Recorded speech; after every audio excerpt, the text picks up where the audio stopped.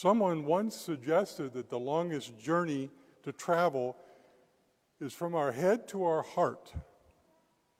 That distance between information and transformation is a distance of about 18 inches. For most, it will take a lifetime to travel. If one fails to complete the journey successfully, that is, from mind to heart over their lifetime, there's a very high probability they're going to miss heaven by 18 inches. I am so inspired by the story told by Luke because he emphasizes transformation and not information. The kind of transformation that leads to genuine compassion. And Luke is very precise in his Greek use of the verb showed compassion. More specifically, the Dr. Luke refers to the heart when it comes to genuine compassion. Luke underscores that Jesus had a rare instinctive feeling for people, and facts did not have to be brought to his attention. And therein lies the foundation of my speaking with you today. Today I suggest to you that Jesus had an ability that was more rare than common. He would observe a situation and then immediately react for the betterment of the character or characters involved, all at the speed of blink.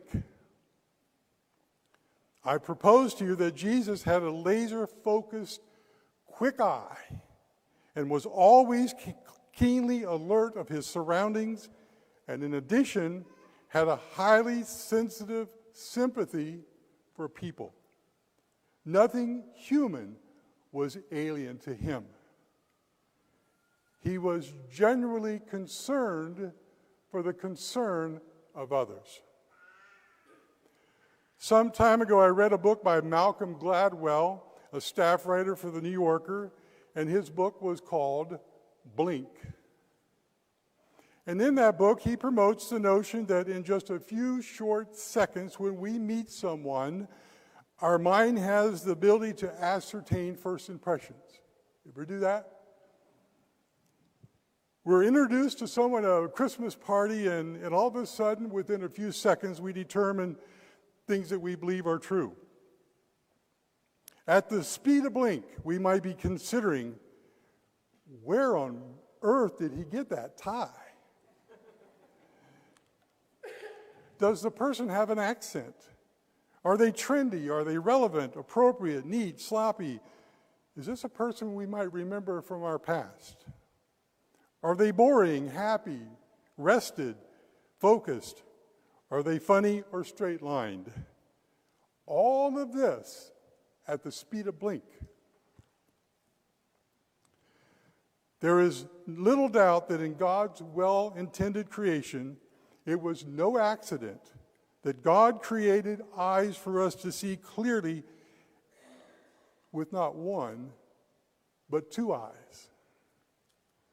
Worth noting as well, the eyes are the second most complicated organ of the body, and the eyes have over 2 million working parts. And it includes the fastest muscle in the human body. By the way, the speed of blink has been determined to be 1/3 of 1 second. And during that brief moment, the eye washes itself of dust and debris and then resets all over again. Blinking involves a rhythmic sequence. In other words, it happens without our effort and is repeated over and over again.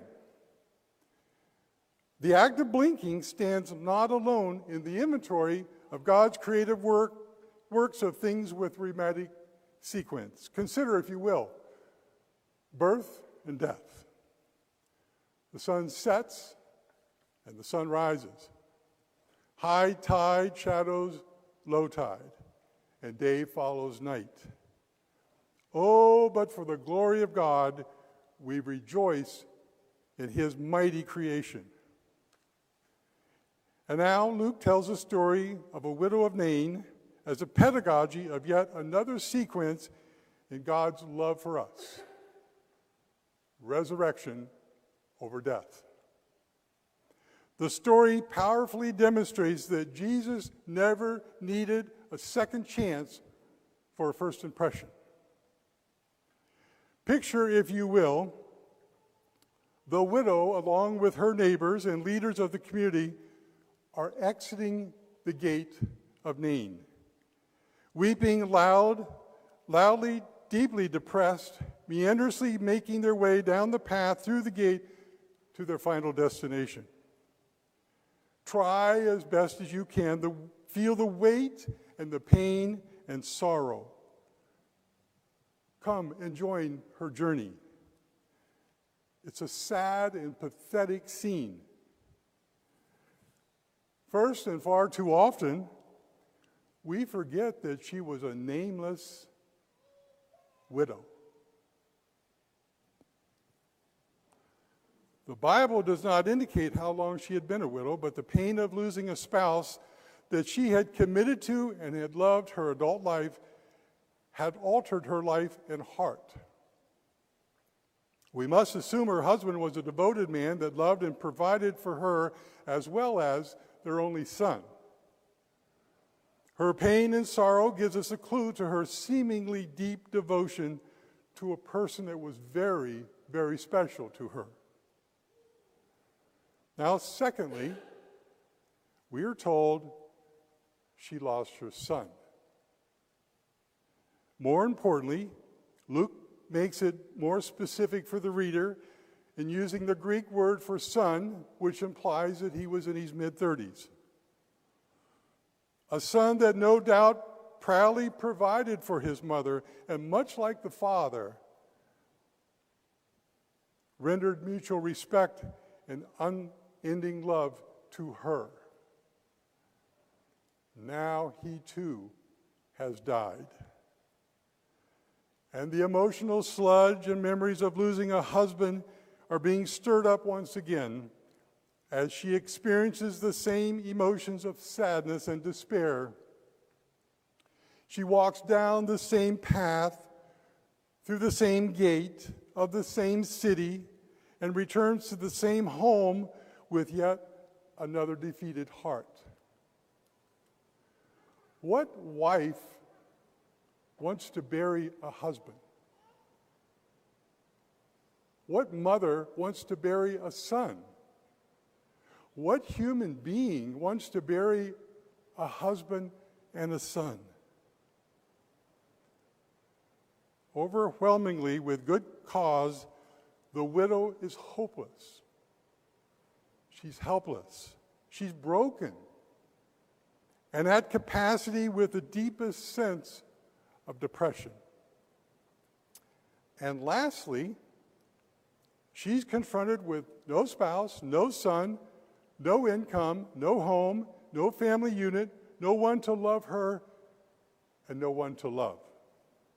Her meals will be at random at best. Her days will be long, and her wants will remain increasingly unfulfilled. Can you feel that pain, that heaviness? Folks, if there is no sense of today, there is no vision for tomorrow.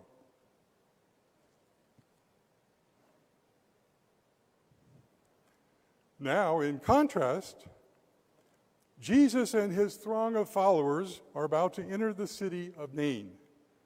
They are celebratory and loud and proud and happy to be identified with Jesus, for they have seen the miracles of Jesus. He healed a leper, a paralytic, and others. Recently, he preached the second greatest sermon of his life, the Sermon on the Plain. Even as important, he has found faith among the Gentiles, specifically the Roman centurion in Capernaum, whose daughter he just healed. While having many contrasts between these two groups, there's one thing they have in common. the city of Nain. Nain, you ask? Nain, is that the community off the beaten path, just off the superhighway? Is that the same city that is only mentioned once in the entire Bible?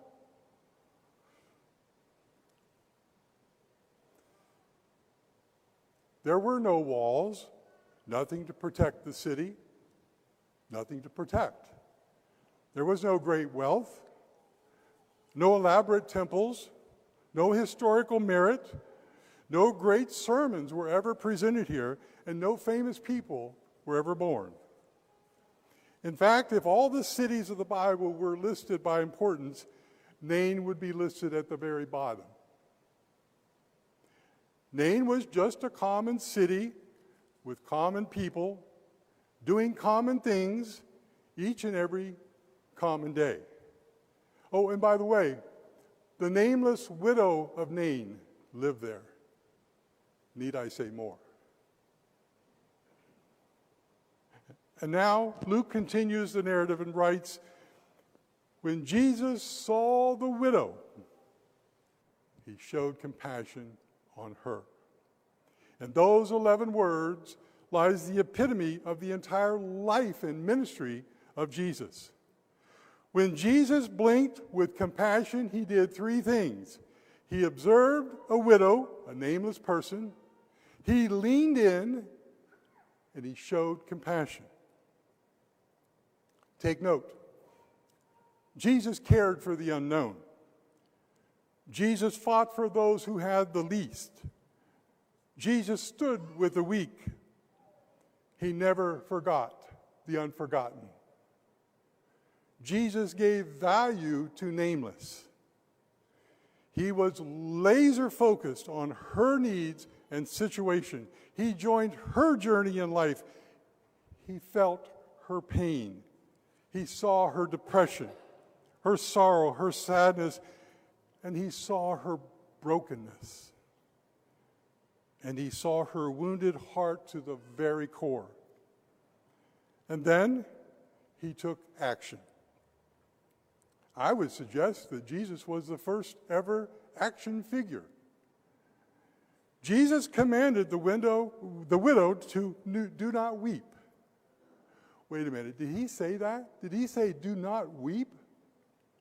You know, when my children were little and playing in the driveway would fall and scrape their knees and come running in crying, I'd say, it's okay, don't cry. I will tell you, as a grown adult and as a pastor of a church and working in hospitals, I have never said to a person that was grieving or hurting emotionally, don't cry.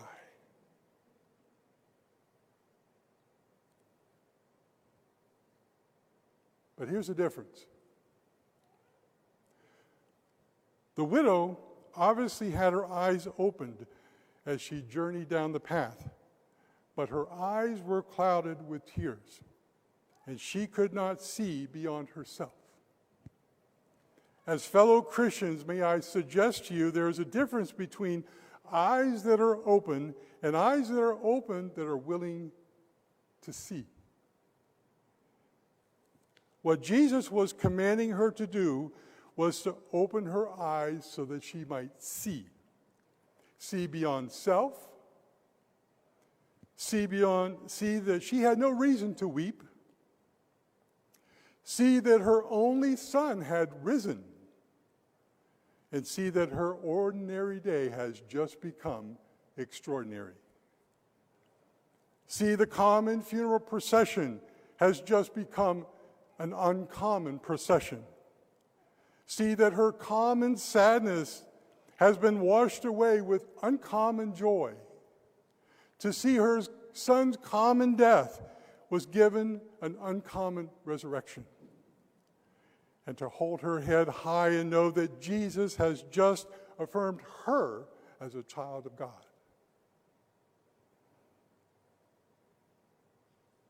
You see, Jesus not only removed her tears, but he removed every reason she had to have tears.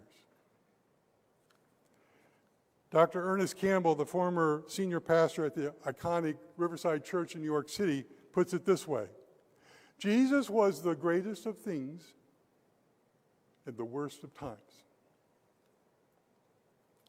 Jesus wasn't born to back off. He was born to take a stand, to be different. He wasn't born to blend in. He was born to stand out.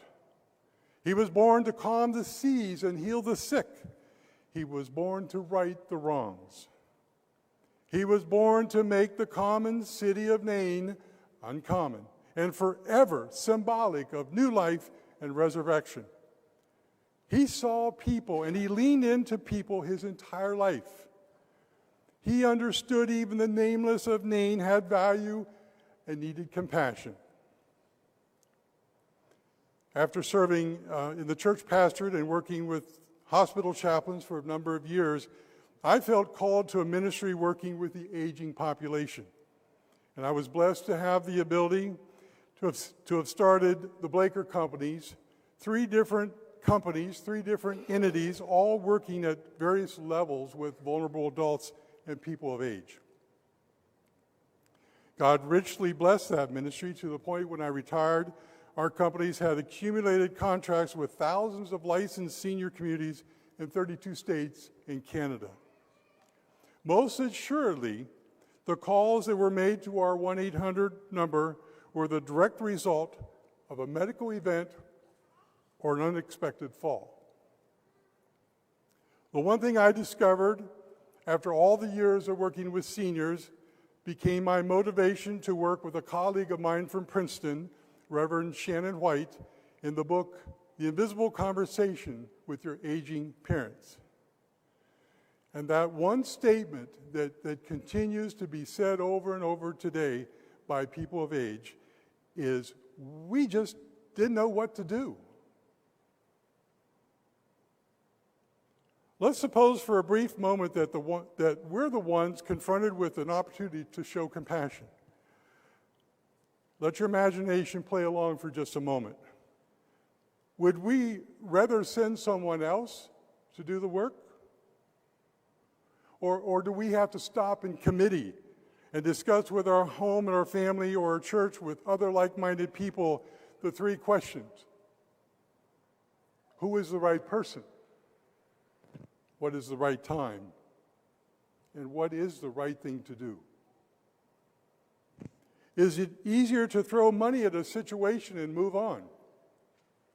Or do we ignore the situation entirely, turn our head, see nothing, and do nothing?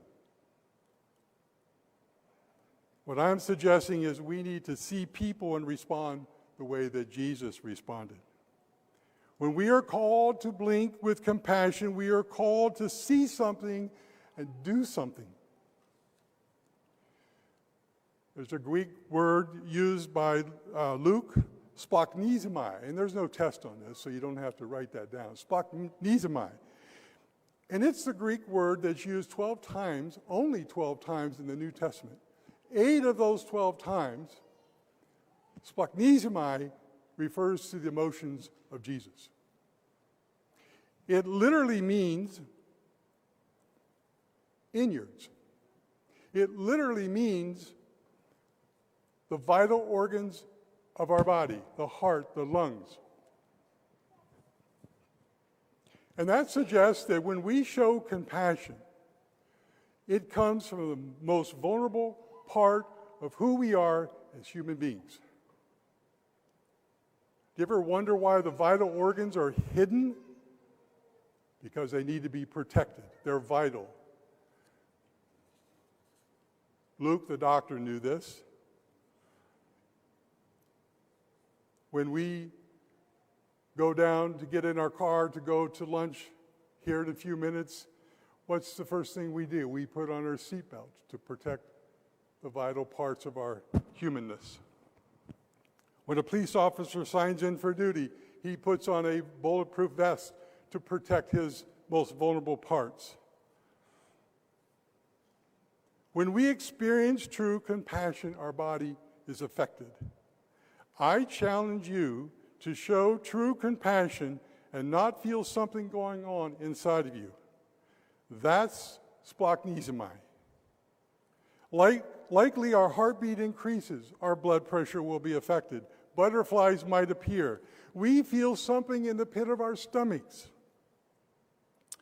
I would have loved to have been a bug on a fence post when Jesus showed compassion. He was pained. And it caused a stir within him. Jeff McMullen was a clown, professional clown, and was hired by the Ronald McDonald Corporation a few years back. And he's a perfect example of how compassion can change an institution.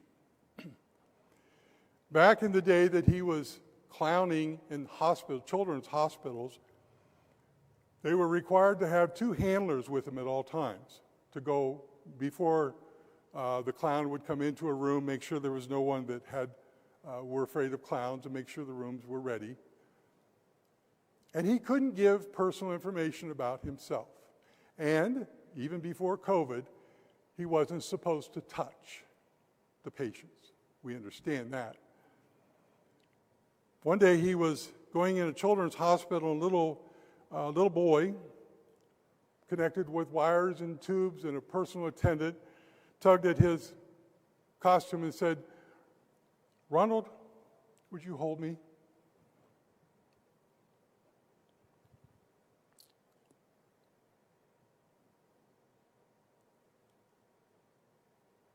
Such a simple request. Well, Jeff knew he couldn't. And he kept walking. And again, the boy tugged at him. "Ronald, can you please hold me?" Jeff was at the crossroads that many of us have been at. The crossroads of what is the right thing to do or doing the right thing.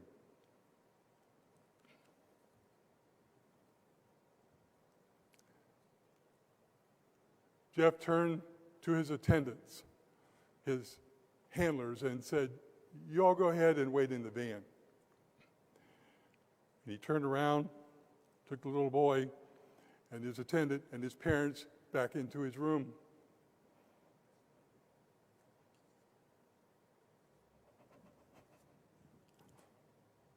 And he closed the door. He picked him up, and he held him. He didn't weigh more than a first-class stamp. He walked around the room.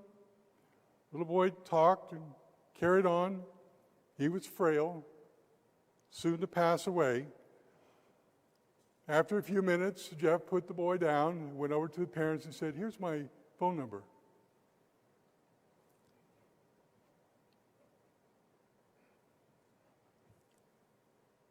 If there's anything we can do, call."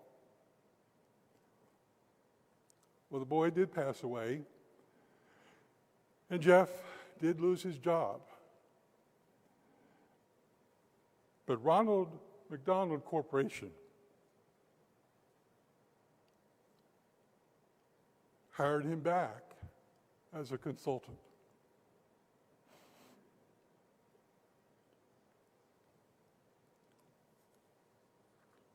They understood they could do things better. And today he serves as a consultant for the next generation of Ronald McDonald clowns. True compassion hurts because it comes from the most vulnerable part of who we are as humans. Our Lord requires of us to be a people of action. Our faith in Jesus requires us to be welcoming, to greet people we know,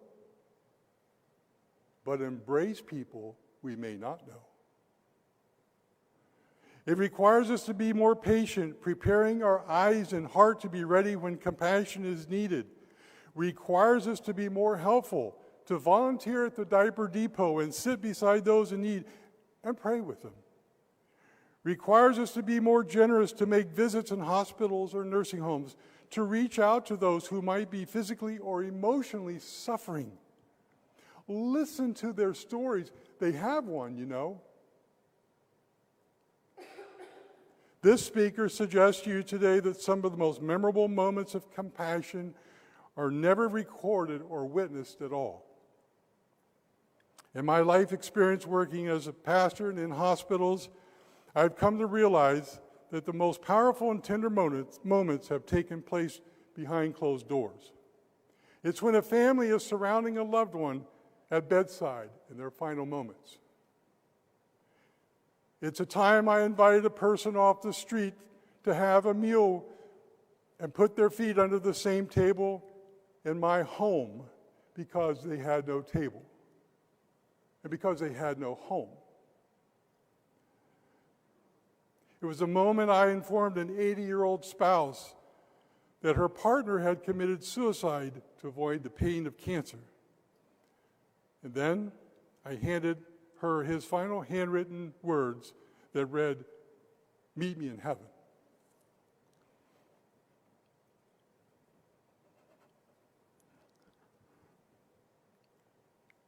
And it's a time when Billy was held by Ronald McDonald in the privacy of his hospital room.